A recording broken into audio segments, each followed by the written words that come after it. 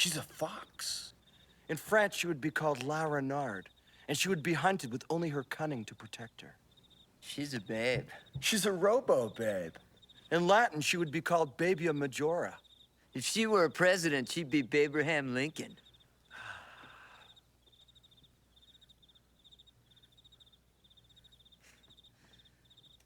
Did you ever find Bugs Bunny attractive when he'd put on a dress and play a girl bunny? No.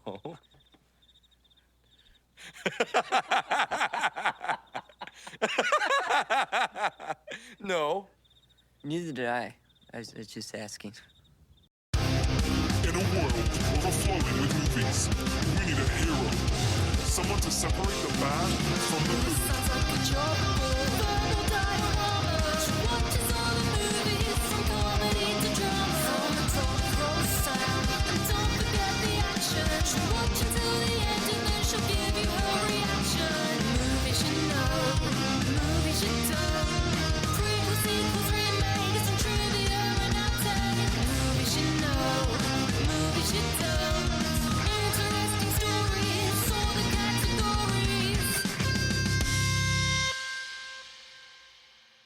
Hi everyone, I'm Anne. SCHWING! SCHWING! And welcome to Verbal Diorama, episode 199, Wayne's World. This is the podcast that's all about the history and legacy of movies you know and movies you don't. And welcome to Verbal Diorama. Welcome back to Verbal Diorama. Whether you are a brand new listener to this podcast, whether you are a regular returning listener or an irregular returning listener, thank you for being here. Thank you for choosing to listen to this podcast. I am so happy to have you here for the history and legacy of Wayne's World. And this is the first non-animation episode of the year. But before I go into Wayne's World, I just wanted to take the opportunity to thank everyone who listened to animation season this year and who supports animation season. Because to me, it truly is the most wonderful time of the year.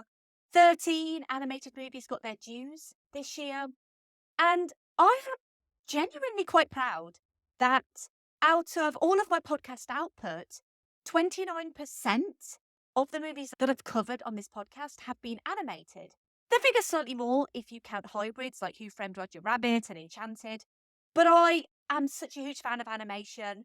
This is never going to be a purely animation podcast because I like to cover everything on this podcast. But I do have a very specific love for animation, and that is not going to slow down. I plan to dot more animated movies in the schedule this year. But if you have listened to any of those 13 animated movies that I did in animation season, I really do appreciate it. Thank you so much for your support, especially into this podcast's 5th year, because this podcast just turned 4. So I am now officially in my 5th year of doing this podcast, and that is crazy, crazy stuff. This episode is the 199th episode, so I'm just about to hit episode 200 as well. So the milestones keep on coming. And this episode was actually auctioned off for charity.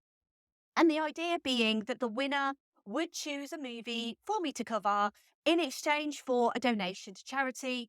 The charity was Dementia UK, and the highest bidder, who basically got their own episode of the podcast, was Adrian. And Adrian originally could have chosen a very obscure Polish war movie. But I'm really grateful because instead he chose Wayne's World. And I'm delighted because not only is it a fantastic choice, and thank you so much, Adrian, for the choice, it's also been on my list to cover for so long. So I am delighted to finally be talking about Wayne's World. I'm delighted that Adrian chose Wayne's World. And I'm obviously delighted that Dementia UK got a little bit of money for the privilege of Wayne's World as well. They are, of course, supporting people with dementia, Alzheimer's disease. It is genuinely a very worthy cause. And I'm not really going to beat around the bush because we've got a lot to talk about when it comes to Wayne's World. Because what you might think is a very nondescript comedy movie from the early 90s is actually a hell of a lot more. And there's a hell of a lot more of a story behind the scenes to Wayne's World as well. So let's start the trailer for Wayne's World. I see a little silhouette of a man. Scaramouche, will you do the fandango? Thunderbolt and lightning. Just outside of Chicago. Galileo. In the basement of this house. Wayne's World, party time. Broadcast history is about to be made. Extreme close-up! I want you to find out who these guys are and where they do their show. What is this? Mr. Vanderhoff, this is your audience. It's two chimps on a Davenport in a basement. Here I am with the contract for $5,000. Excuse me? Now they're on their way No way. Wait! to fame. Will you still love me when I'm in my carbohydrate sequin jumpsuit? Young girls in white cotton panties, bloated, purple, dead on a toilet face? To fortune. Contractor, no. I will not bow to any sponsor. And to babe heaven. What do you do if every time you see this one incredible woman, you think you're gonna hurl? I say hurl. If you blow chunks and she comes back, she's yours. If you spew and she bolts, it was never meant to be. Okay. It's Wade. This is definitely the type of place I'm gonna get when I move out of my parents' house. It's Garth. I love you, Garth. If she were a president, she'd be Abraham Lincoln.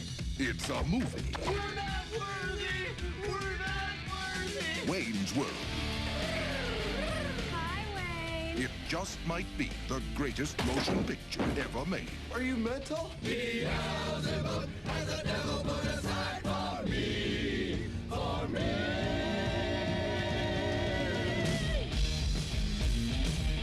Wayne's World.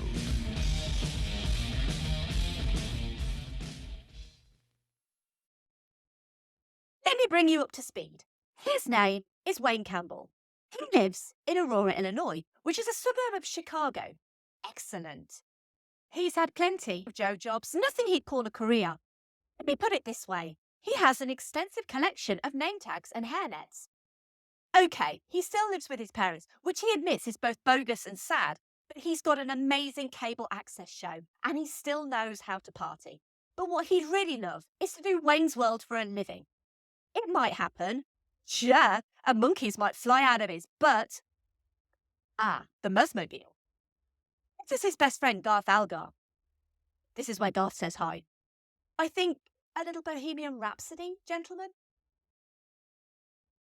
Let's run through the cast. We have Mike Myers as Wayne Campbell, Dana Carvey as Garth Algar, Tia Carrere as Cassandra Wong, Rob Lowe as Benjamin Kane, Lara Flynn Boyle as Stacy, Brian Doyle Murray as Noah Vanderhoff, Colleen Camp as Mrs. Vanderhoff, Kurt Fuller as Russell Finley, Chris Farley as the well-informed security guard, Meatloaf as Tiny the bouncer, Frank DeLeo as Frankie, Mr. Big Shark, and Ed O'Neill as Glenn, with cameos from Robert Patrick as the T-1000 and Alice Cooper as himself, with Pete Friesian, Derek Sherinian, Steph Burns, and Jimmy DeGrasso, Alice Cooper's band, also as themselves.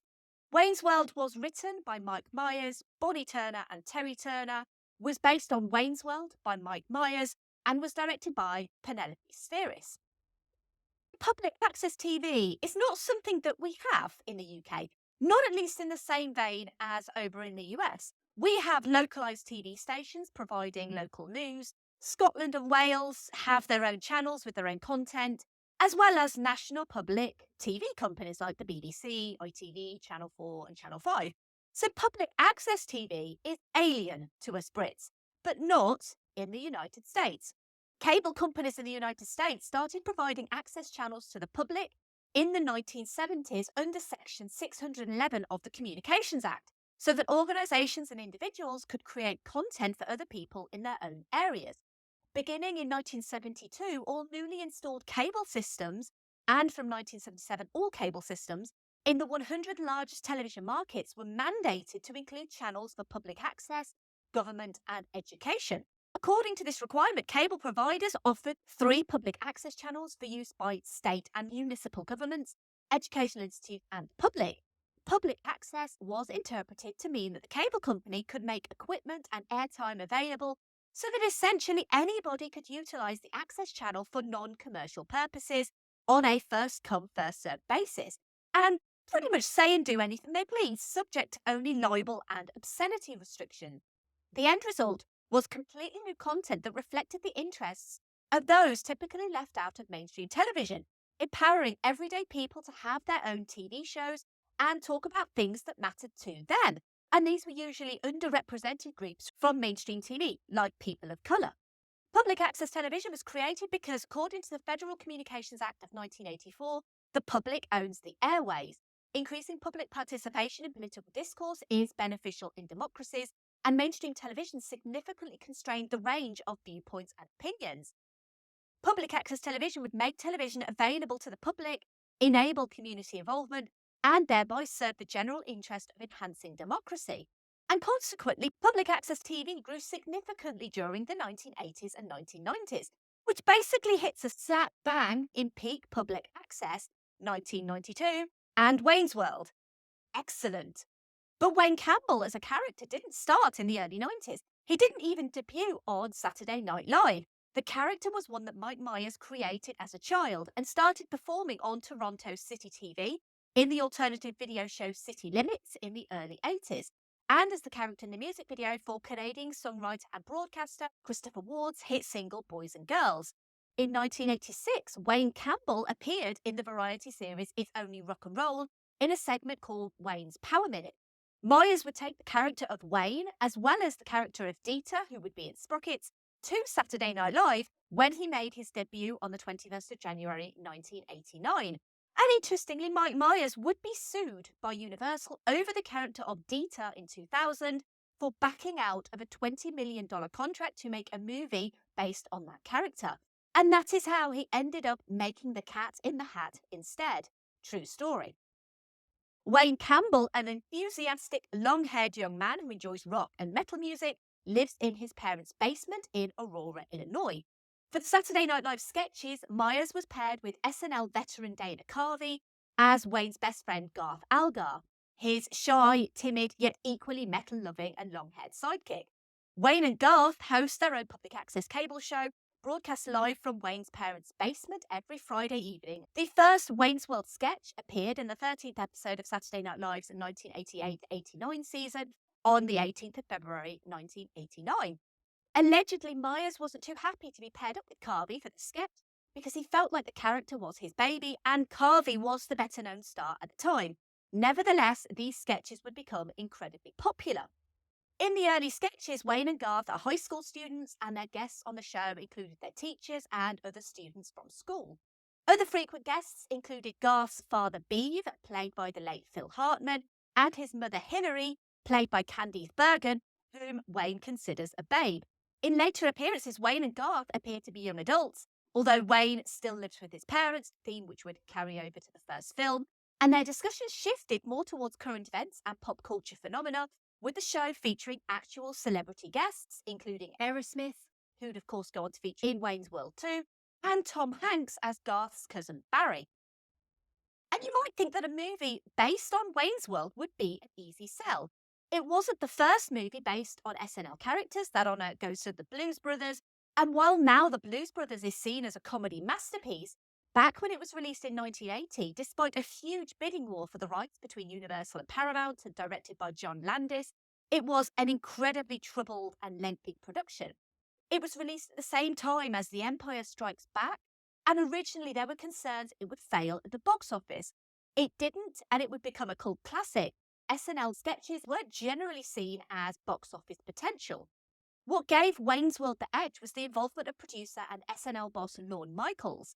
Michaels approached Myers in 1991 about a feature film, not of Wayne's World, but a remake of The Graduate. Myers was hesitant, but Michaels was insistent. In Mike Myers' eyes, The Graduate was a classic that didn't need a remake, so he countered Lorne Michaels' suggestion with his own, a feature-length version of Wayne's World. It goes some way to highlight the incredibly large balls of Mike Myers and how much faith he'd have in his own creation. Some might say he had a bit of an ego, and I'm going to come back to that. But he had an ego for a good reason. Lorne Michaels saw the potential and set Myers up with SNL staff writers Bonnie and Terry Turner to set about writing a script. In the background, Penelope Spheris was establishing herself as cult director, working on independent documentaries, The Decline of Western Civilization Part 1, about LA punk rockers, and Part 2, about metal bands. She leaned towards rebellious youth films like Suburbia and would direct post-rehab Carrie Fisher in 1986's Hollywood Vice Squad, but she had never helmed a major Hollywood studio production. It would be her experience with the decline of Western civilization Part 2, as well as an existing friendship with Lorne Michaels, that led her coming under consideration for Wayne's World. Spheris was 45 years old when she got the Wayne's World directorial gig, and the fact she knew something about metal and headbanging would work in her favour.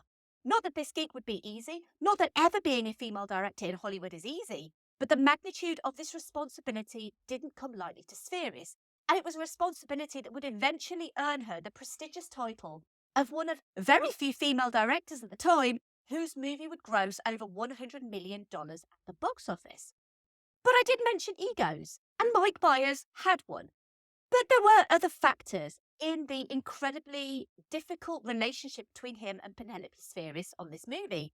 He was incredibly stressed at the time, not only because this was all to intents and purposes his big break, but also his father was very sick at the time he was making Wayne's World. While there are various reports of the issues on the set of Wayne's World, Spheris' take on it seems to have simmered in recent years. In 2008, she told Entertainment Weekly that while Myers was emotionally needy and had gotten more difficult as the shoot went along, she dismissed that it was a troubled production. She maintains that she had a fantastic time making this movie. So when it came to casting Wayne's World, obviously you already have Mike Myers and Dana Carvey on board. Although Dana Carvey, there were issues surrounding him as well and his involvement in the movie. He reportedly walked away from the movie only to be enticed back with the promise that Garth would have more of a screen presence in the movie than Mike Myers originally wanted. Tia Carrere, meanwhile, She's a babe. She's magically babelicious. She tested very high on the strokeability scale. as she was originally offered a role on Baywatch as a marine biologist love interest for David Hasselhoff's character Mitch Buchanan. She auditioned for Baywatch, and shortly after she received a script for Wayne's World, and she knew she would be perfect for Cassandra. The casting call read, a girl from Hong Kong who speaks with a heavy Hong Kong accent, but when she sings, she rocks like Pat Benatar. Tia Carrere wasn't from Hong Kong, nor did she have a Hong Kong accent, but she could act, she could perform, and most importantly, she could wail.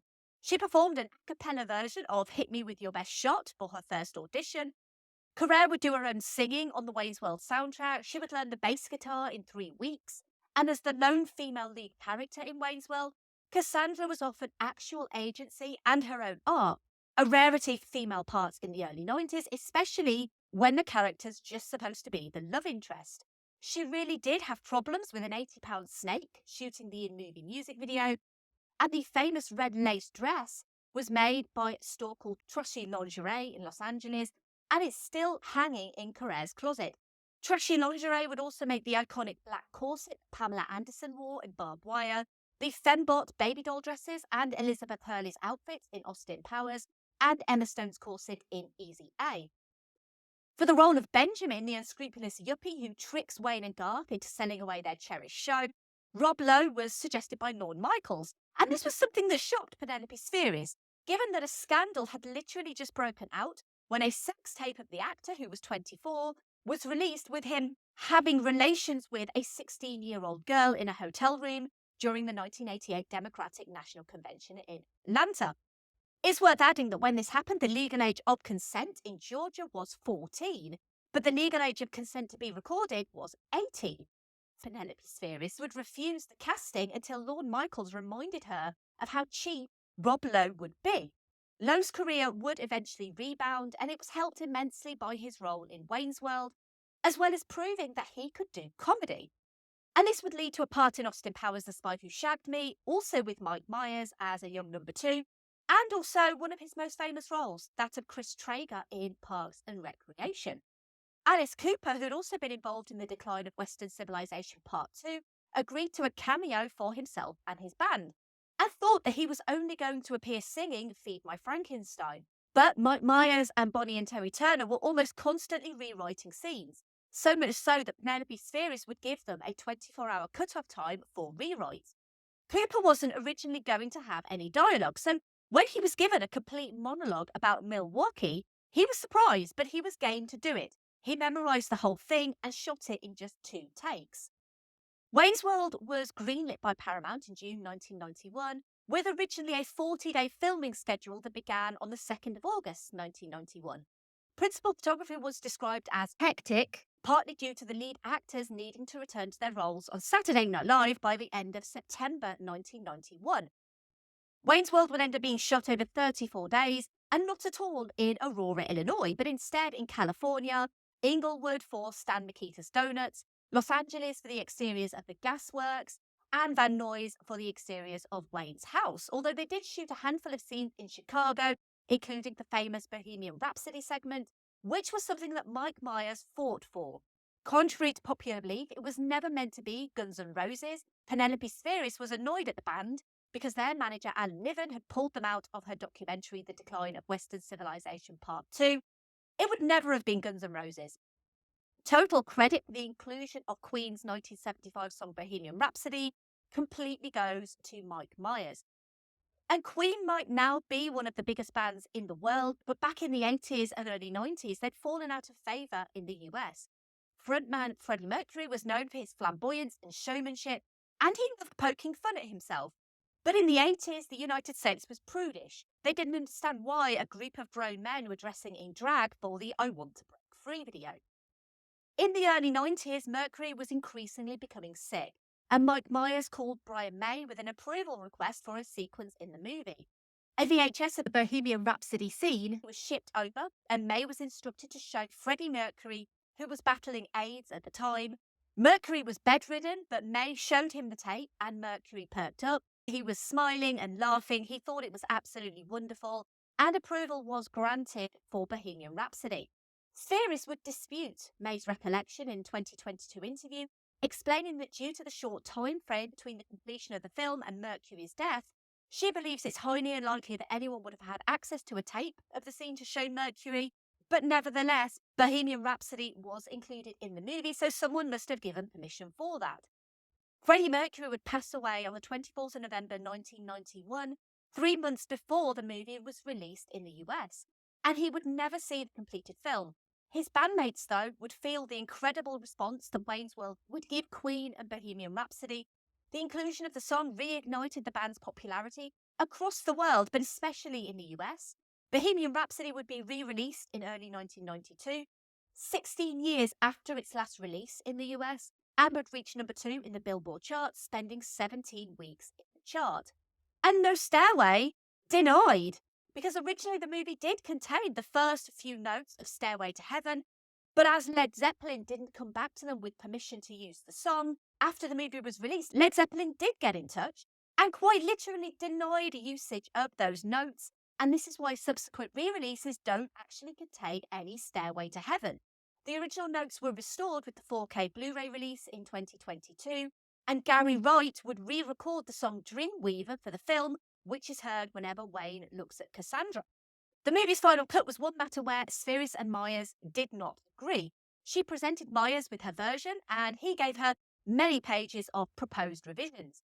She wouldn't touch her final edit. She stood fast on her decisions, and many of those decisions were made while Mike Myers was grieving the loss of his father, who passed away shortly after the movie finished filming.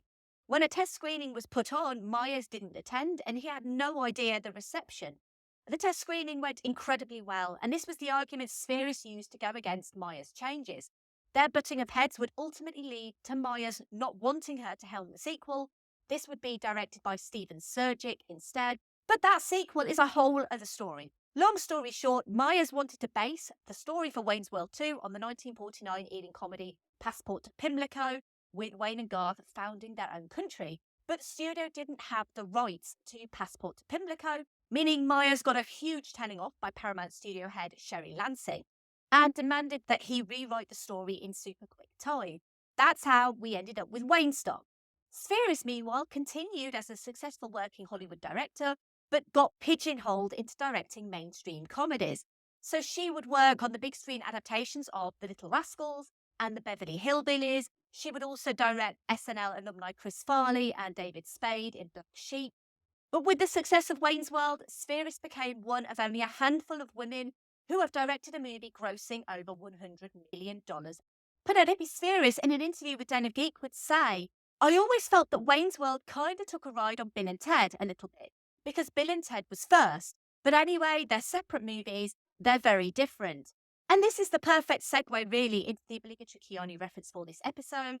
Basically, I like to take the movie that I'm featuring and try and link it to Keanu Reeves in some small way. But Penelope Spheres has already done that for me because she did liken this movie to Bill and Ted. Bill and Ted was first. And in the pantheon of great double acts, Bill and Ted and Wayne and Garth, they very much do come together. Also, I do have to say that Keanu...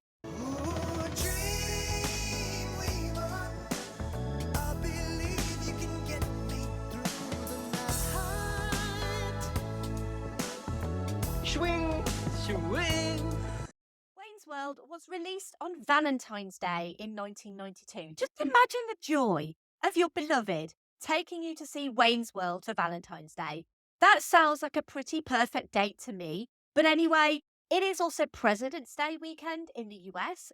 And while February is never seen as the big release month for Hollywood movies, the film did remarkably well. So it was a box office success. It debuted at #1 in the US. It stayed at #1 for 5 weeks, and it was dethroned by fellow verbal diorama episode Basic Instinct.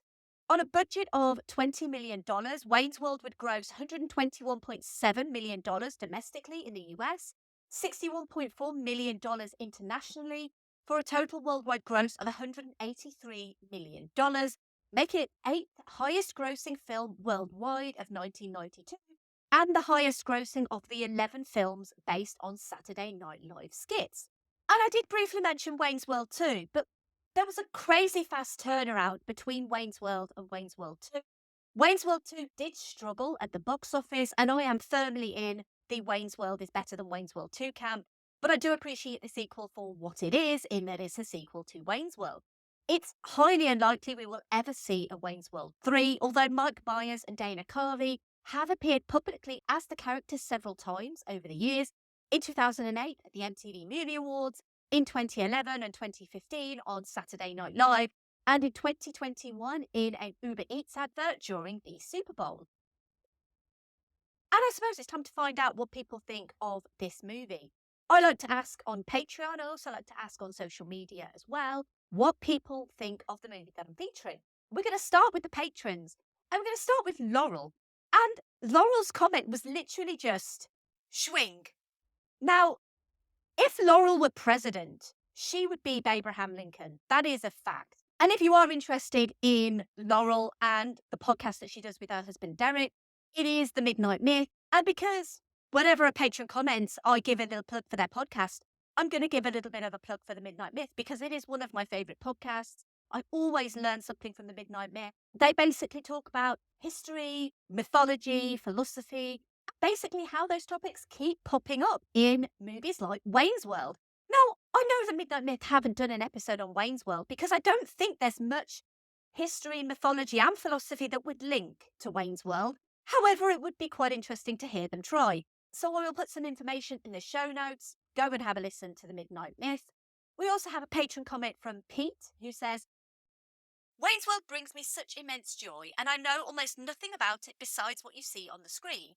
I've never even seen a single one of the SNL sketches it was based on. Garth Algar is an all-time character, and Cassandra is an all-time babe. I could probably quote the whole thing from start to finish, so I'm glad it's getting the verbal diorama treatment." Pete also has his own podcast. It's called Middle Class Film Class. And technically, as a patron and as a high-tiered patron, Pete is going to have a sponsored ad at the end of this episode. So, contract or no, I will bow to the sponsor. Middle Class Film Class is hosted by Pete, Joseph and Tyler. It's a weekly movie news and reviews podcast. I'll put some information in the show notes, but there's also going to be an ad at the end. The next patron comment comes from perennial commenter Andy, who says, "When Wayne's World came out, there really wasn't that stigma yet of the lousy SNL sketch brought to the cinema. Wayne and Garth definitely benefited by having a deeper story told of their characters without getting super silly with them. While I find this movie to be enjoyable, it definitely had that you had to be there vibe, as my daughter, who is 14, didn't find it all that funny." I guess you do have to be there. But Andy's podcast, it is Geek Salad. We have spoken on Geek Salad, actually, about Wayne's World, because I was there when we spoke about Wayne's World in the movies of 1992. But Geek Salad, it is the one-stop shop for all of your geeky podcast needs. I call him perennial commenter Andy because he comments pretty much every week. So every week his podcast gets a shout out. So you should know who Geek Salad are by now, but I will put information in the show notes for them. And the final Patreon comment comes from Brett, who says, Wayne's World is one of the best comedies out there. Mike Myers and Dana Carvey play so well off each other, and they each bring their own specific comedy to the table that fits perfectly together. Great side characters, a fun-to-hate villain in Rob Lowe, and just an overall great time with the two main goofballs. It's a party, and it's excellent. And what else is a party and also excellent is Brett's podcast, Dissect That Film. They basically review movies every week. They also do new releases. They do TV show discussions. They do everything on that podcast. They do so much more than this podcast does. So I will put information in the show notes for Dissect That Film as well. Moving over to Twitter, we're going to start with @Livestream for Cure, which is Nicholas Haskins. And I am going to be doing Livestream for the Cure again this year in May. I'm so excited to be joining Nick. Livestream for the Cure is live streams over 3 days, raising money for cancer research. I've done it for the last couple of years and I always have the best time. I love doing Livestream for the Cure. I will give you some more information when that's a bit nearer the time with links where you need to go to watch me embarrass myself on Livestream for the Cure yet again for another year, but it's so much fun. I love doing it. And Nick says, game on! It's just incredible, endlessly entertaining. It gave Bohemian Rhapsody to a new generation. No Stairway, denied. I don't think I've ever seen a film where they break the fourth wall before, and I still adore it to this day. It's fresh, it's hip, it's Noah's Arcade. And Why Not Pod said, weirdly, I used to watch Wayne's World 2 all the time, but never bothered with the first one. Finally bought them both on video 20-ish years ago and loved it. A fantastic comedy full of great characters and performances. Bitch and Boutique said, I mostly remember spending the whole movie thinking, this shouldn't be this good. Like something that makes a good 5-minute sketch shouldn't translate to a feature film. But it caused SNL to keep trying that and failing. Josh Mike King said, I remember when my family rented this movie and I was so mad because I didn't want to see it. Then everybody else thought it was dumb and it became one of my favourite movies of all time. I still quote it daily. It was a formative part of my childhood. The number 15 Allcast said, I still say Zang whenever something is called to this day because of this movie. Supercam64 says, party time, excellent. I grew up with this movie and it introduced me to the world of Saturday Night Live. I actually saw Shrek around the same time. I saw this movie as a kid, so I got multiple versions of Mike Myers all at once. We are not worthy of such a comedy. Movies Missed Pod said, holds up to this day, one of the best, as is the sequel. Both are worthy. Swayze of Arabia said, Wayne's World, while not the greatest SNL movie ever made, is still a fun movie to watch. Mike Myers and Dana Carvey have great chemistry together. Rob Lowe does a great job playing Russell, and of course Tia Carrere is great as Cassandra. Also, we need to have a Stan Nikitas.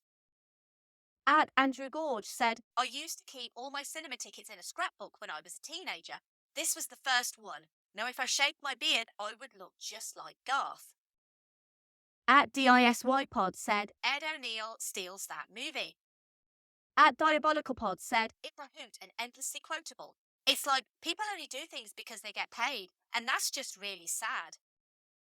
Video Nasty said, who was it that said the Wayne's World film marked the last moment boomers felt genuinely hip? Needed Roads said, it's still one of me and my friends' most quoted films of all time. A gun rack? I don't even own a gun, let alone many guns to necessitate a whole rack. It's a shame Spheres didn't get to make more big films afterwards. And Poodle Stinks said, I really hate that trend of no stairway to heaven. Now every guitar shop has that rule. Stupidity multiplies. No comments over on Instagram, but one comment over on Facebook from Giles, who says, I absolutely adore this film. This and the sequel are two of my favourite comfort food films. I don't think Mike Myers has ever been better. And a huge thank you to everyone for your comments on Wayne's World. I love reading out people's comments on this podcast. And if you do want to have your comments read out in episode, the thought posts go up on social media, usually on a Friday. Simply comment on that post sort of in the first 24 hours or so, and I will read your comment out and I will credit you for your comment as well. Wayne's World is a really odd concept in and of itself. And the concept of two gregarious but not particularly intelligent teen rockers hosting a chat show on public television is a ridiculous notion.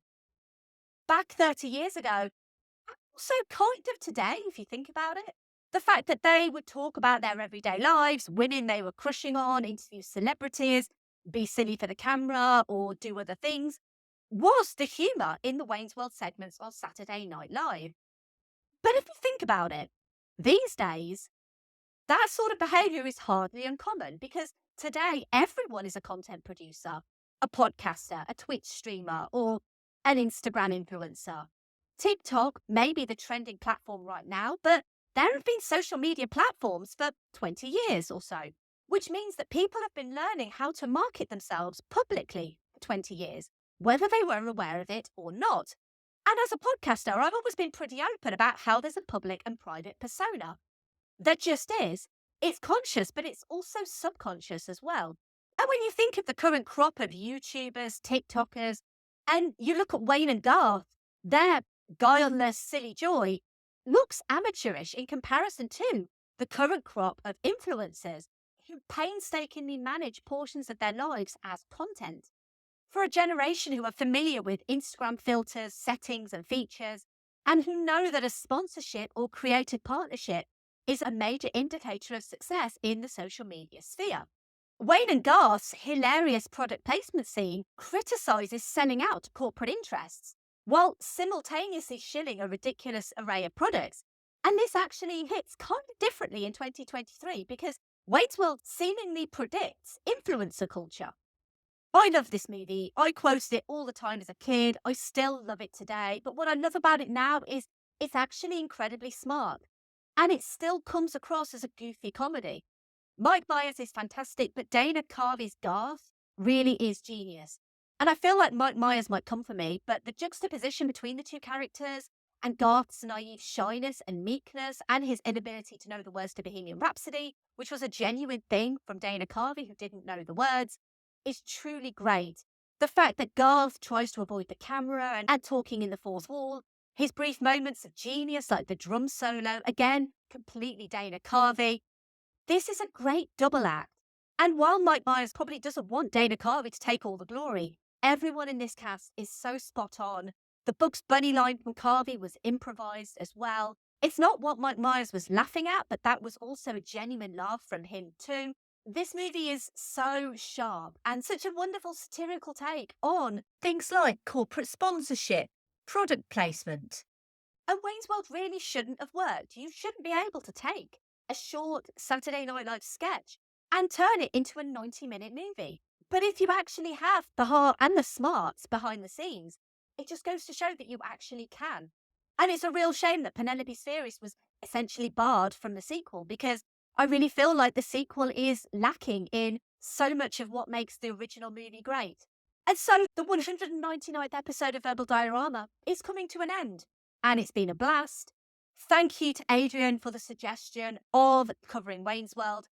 But I've got some sad news because unfortunately this podcast is finishing with this episode. And this has been a really hard decision to come to, but it does feel like the right one. I would like to express my thanks to you all for listening, for supporting this podcast. Keanu Reeves has gone off with his wonderful girlfriend. All of my contracts and subscriptions are coming to an end and everything is catching fire. As if I'd end the podcast like that. Sure, let's do the Scooby-Doo ending. Good call.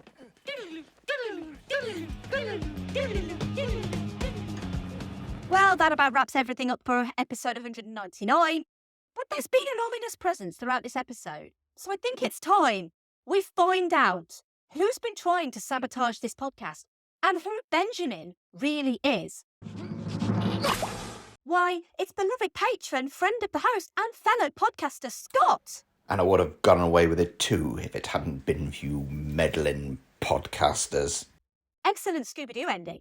But I think it's time for the mega happy ending. Well, that's all the time we have for this episode. I hope you found it entertaining, whimsical, and yet relevant, with an underlying revisionist conceit that belied the film's emotional attachments to the subject matter. and that you didn't think this episode sucked. Isn't it great that we're all better people? Thank you for listening. As always, I would love to hear your thoughts on Wayne's World. Get involved, help this podcast grow. If you love Verbal Diorama and you want to help, you absolutely can by listening and supporting this podcast. I will ask no gun racks because I don't even own a gun, let alone many guns that would necessitate an entire rack. What am I going to do with a gun rack? To get involved and leave a rating or review wherever you found this podcast. It's like She Wants to Be Liked by Everyone. I mean, Led Zeppelin didn't write tunes everybody liked. They left that to the Bee Gees. You can also retweet or like posts on social media. You can find and follow me at Verbal Diorama, Twitter, Facebook, Instagram, Letterboxd, Hive, Post, Mastodon, all of the others. They're everywhere. You can also tell your friends and family about this podcast. And when you do, make sure you reiterate to them that it will be mine. Oh, yes, it will be mine, as in downloads and following this podcast, etc. It makes sense in context. If you like this episode of Wayne's World, you might also like previous episodes / movies of this podcast. I'm going to recommend episode 95, Robin Hood Men in Tights, because Mel Brooks, it's funny and it's a parody and it's hilarious. And if you like comedy, you'll love Men in Tights. Everyone loves Robin Hood Men in Tights. It's one of the most popular episodes of this entire podcast. For some reason, because people love Robin Hood Men in Tights. I'm also going to recommend episode 149, Dodgeball, because it's dodgeball. It's funny. Who doesn't like men getting repeatedly hit by a ball in the crotch? It's funny. And episode 166, Airplane, because it's funny. Literally, that's where I'm going with these recommendations. Movies that are really genuinely hilarious, just like this one is. Obviously, give me feedback. Let me know if you think I missed any recommendations. The next episode is the big one. Episode 200 of this podcast. What could I possibly do for episode 200 that would be fitting for 200th episode? And there was really only one contender, genuinely. The only one that I ever thought of. It's time to follow the yellow brick road to somewhere over the rainbow. As for the 200th episode, well, I'm going to take a look into the immense history and legacy of The Wizard of Oz. And I'm so looking forward to seeing The Wizard of Oz again. I've not seen it for many years. I am constantly blown away every time I see The Wizard of Oz. It's so beautiful. It's so well made. It's so fun. But there's also a really interesting story behind the making of The Wizard of Oz that maybe you know, but maybe you don't. Ties in with the theme song, guys. You might know the story, you might not. So join me next week for the 200th episode of this podcast on The Wizard of Oz. And if you do want to sign up to support the show financially, a patron says what? What? You can, because I have a Patreon. It's verbaldiorama.com/Patreon. And as always, huge thank you to the patrons of this podcast, to Simon E, Sade, Claudia, Simon B, Laurel, Derek, Vern, Kat, Andy, Mike, Griff, Luke, Michael, Scott, Brendan, Ian, Lisa, Sam, Will, Jack, Dave, Chris, Stuart, Sunny, Drew, Nicholas, Zoe, Kev, Pete, Heather, Danny, Ali, Tyler, Stu, and Brett. We're not worthy! We're not worthy! We're not worthy! We're scum! We suck! I also do have a merch store. It's verbaldiorama.com/merch. You can get in touch with me, verbaldiorama@gmail.com. You can also say hi at verbaldiorama.com. And you can also find my stuff at filmstories.co.uk. You can find magazines, you can find articles, you can find all sorts of stuff. And finally, Contractor, no. I will not bow to any sponsor. Hey there, classmates. Tune in to Middle Class Film Class every Monday and Wednesday for weekly movie news, streaming picks, and one deep dive review. The Batman trailer. There was a teaser, there was a trailer 1, trailer 2, final trailer. I don't know if it's the same one. How many trailers do we need? Exactly. Leave an email or a voicemail to join in the discussion. Bullshit artist! Yeah, buddy. That's right. You're going full Danzig. That's right, I am. My trans You penis have no is power over me.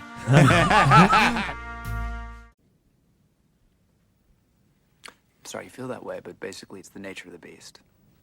Maybe I'm wrong on this one, but for me, the beast doesn't include selling out. Garth, you know what I'm talking about, right? It's like people only do things because they get paid. And that's just really sad. I can't talk about it anymore. It's giving me a headache. Here, take 2 of these. Ah, new print. Little, yellow, different. Look, you can stay here in the big leagues and play by the rules, or you can go back to the farm club in Aurora. It's your choice. Yes, and it's the choice of a new generation. Bye.